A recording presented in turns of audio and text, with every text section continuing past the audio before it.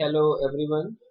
Today in this lecture I am going to discuss the transmission media, and in the previous lecture I have discussed about the types of transmission media. There are two types of transmission media: guided and unguided. Guided is also known as wired medium, and the unguided media is also known as the wireless medium. So what is unguided media? So unguided media transports electromagnetic waves without using a physical conductor. But in case of guided media, it uses physical conductors. So this type of communication is often referred to as wireless communication because there is no wire. So signals are normally broadcast through free space and thus are available to anyone who has a device capable of receiving them. So if we talk about the range of frequency or band, so it is divided into different ranges from 3 kilohertz to 300 gigahertz. In this range there are radio waves and the microwaves. Above 300 gigahertz to 400 terahertz there is infrared.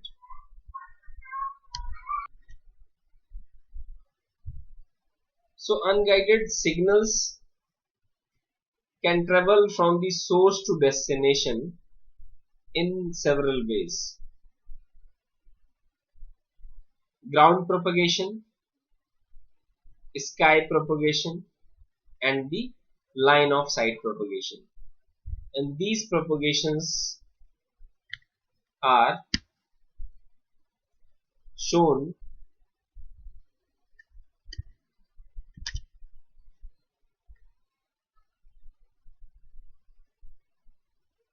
this is the radio communication band. Radio communication band means which range of frequency is used for the electromagnetic waves. So these are the terms which is used in the communication: VLF, very low frequency; LF, low frequency; MF, middle frequency; HF, high frequency; VHF, very high frequency; UHF, ultra high frequency; SHF, super high frequency; EHF, extremely high frequency. So this range 3 kilohertz to 300 gigahertz. In this range there are electromagnetic waves which are called radio waves, microwaves, and the satellite waves. So these radio communication bands are shown in this diagram, how VLF and LF are used in the surface to surface communication. MF is used in the tropospheric. HF is used in ionospheric. Very high frequency and ultra high frequency is used in the line of sight propagation, and SHF and EHF is used for the space communication. So this is how it is divided into different communication bands. This is the propagation type. There are different propagation methods. First one is ground propagation or surface propagation. After that, sky propagation. After that, line of sight propagation. So in ground propagation, radio waves travel through the lowest portion of the atmosphere, hugging the earth. Or we can say, in ground propagation, radio waves travel and it is very near to the earth. So these low frequency signals emanate in all directions from the transmitting antenna and follow the curvature of the planet. So distance depends on the amount of power in the signal. If the power is greater, the distance will be greater. But in case of sky propagation, higher frequency radio waves radiate upwards into the ionosphere. To the ionosphere? Ionosphere means the layer of atmosphere where particles exist as ions. So at that level it is known as ionosphere, where they are reflected back to the earth. So higher frequency radio waves radiate upwards into the ionosphere, where they are reflected back to the earth. So this type of transmission allows for greater distances with lower output power. Okay. What about the line of sight propagation? In case of line of sight propagation, very high frequency signals are transmitted in straight lines directly from antenna to antenna. So some years ago there are mobiles having that infrared technology. So for transferring data, both mobiles are very near, almost touch with each other, and after that they transfer the data. So that was the example of line of sight propagation. And both antennas in the line of sight propagation, both the infrared points was facing each other. So antenna must be directional, facing each other in the line of sight propagation.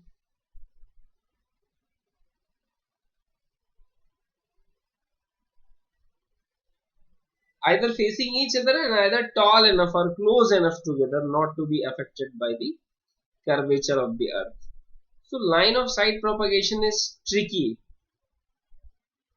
because radio transmissions cannot be completely focused.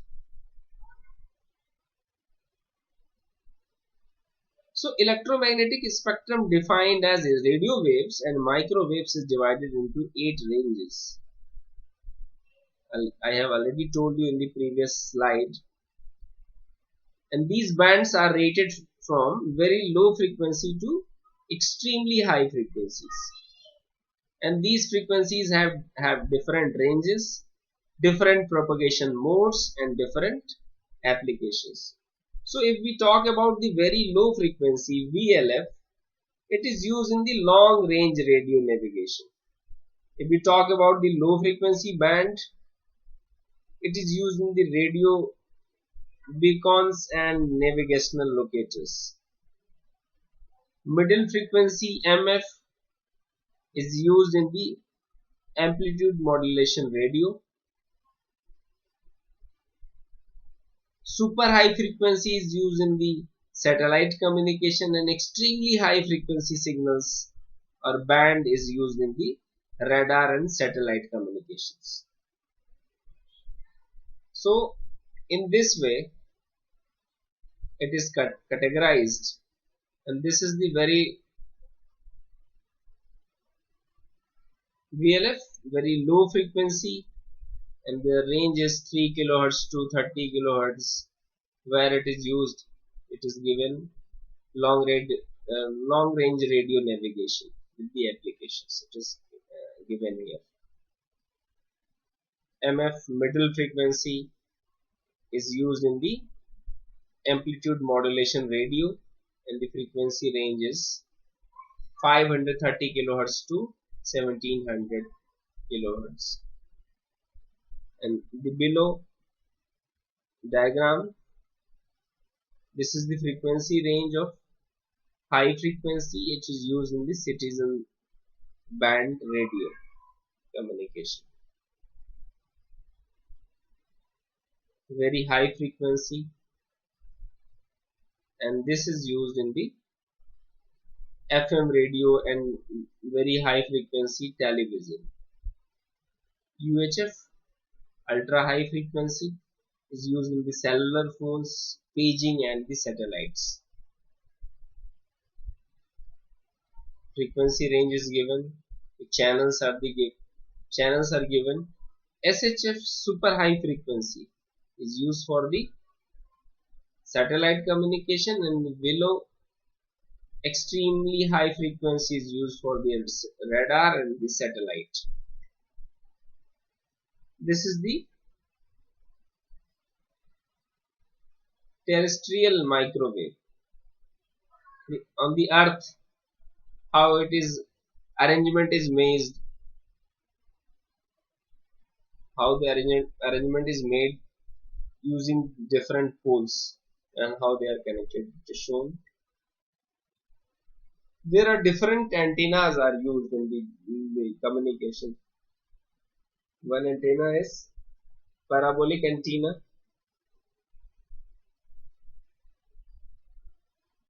And what is the property of parabolic antenna? Looks like parabola, and there is a line of symmetry, and there is focus. Focus is shown with the red point. Okay.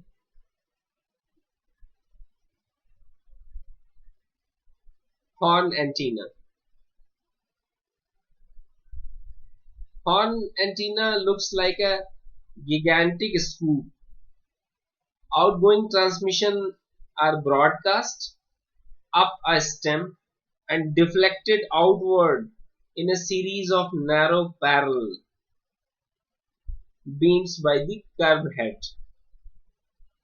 Shown in the diagram. Received transmissions are collected by the scooped shape of the horn in a manner similar to the parabolic dish and are deflected down into the stem. So this is horn antenna. This is the satellite communication. In satellite communication, there is two types of frequencies is required for the communication: uplink and downlink frequencies. So uplink frequency is used for the sending the data through sending earth station, and the downlink frequency is used for receiving the data at the receiving earth station. This is earth, and there are two stations on the earth, and the satellite is away around 22,000 miles. So this is geosynchronous orbit, which is used in the satellite communication. And after that, there is cellular system. So in telephone, in mobile communication, this cellular system is used, and for this ultra high frequency is used. So if we talk about any cellular system, whole area where mobile works is divided into many cells, and here the structure of cell is hexagonal. It is mathematically proven that if the structure is hexagonal, the interference will be minimum. And here in each cell there is one antenna. We call it transceiver station. Means this tower has the capability for sending and receiving, both capabilities, and all these are connected. And there is one MTSO which controls all the antennas which are installed in each cell.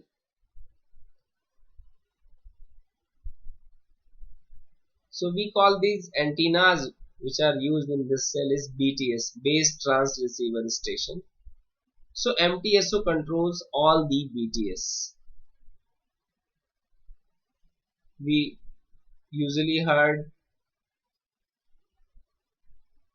through newspapers or in news channels that in some specific area there are so much population is increasing, so there is requirement of more BTS. So increasing the number of BTS, we are providing more strong signals to the population. So MTSO controls all the BTS, and these MTSOs through various poles it is connected to the TCO, telephone central office, and further telephone central office controls the basic phones, landline phones. So there may be two types of communication: cell to cell communication, mobile to mobile communication, or mobile to base, yeah, landline communication. Okay.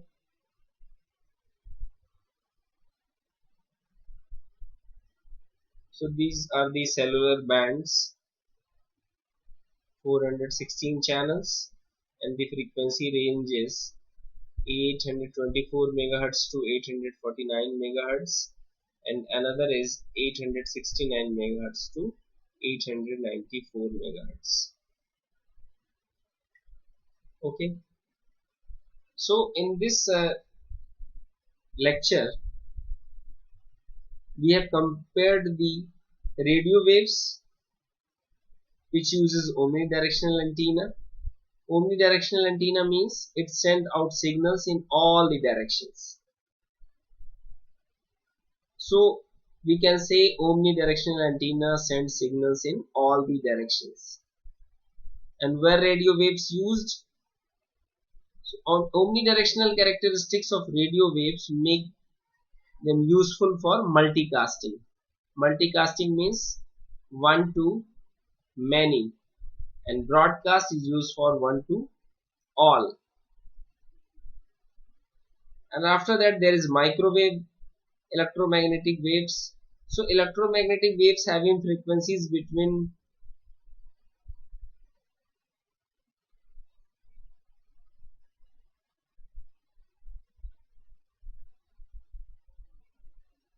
300 kilohertz to 300 gigahertz is known as microwaves.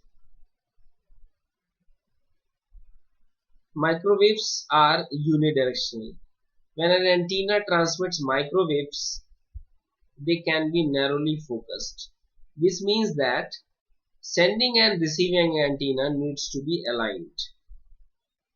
So unidirectional antennas, the antennas which are used in the microwave communication, it is used, this antenna and horn antenna is used for the unidirectional antennas, and microwaves are used for the unicast communication, one-to-one communication, such as cellular telephones, telephone networks, satellite networks, and wireless LANs. But in the last, infrared waves, the frequency range is 300 gigahertz to 400 terahertz, very high frequency electromagnetic waves. But frequency is very high, but it can be used for the short range of communication. So infrared waves having high frequencies cannot penetrate walls. So this advantageous characteristic prevents interference between one system and the another system. So infrared signals can be used for the short range communication in a closed area, using which type of propagation? Line of sight propagation. Thank you.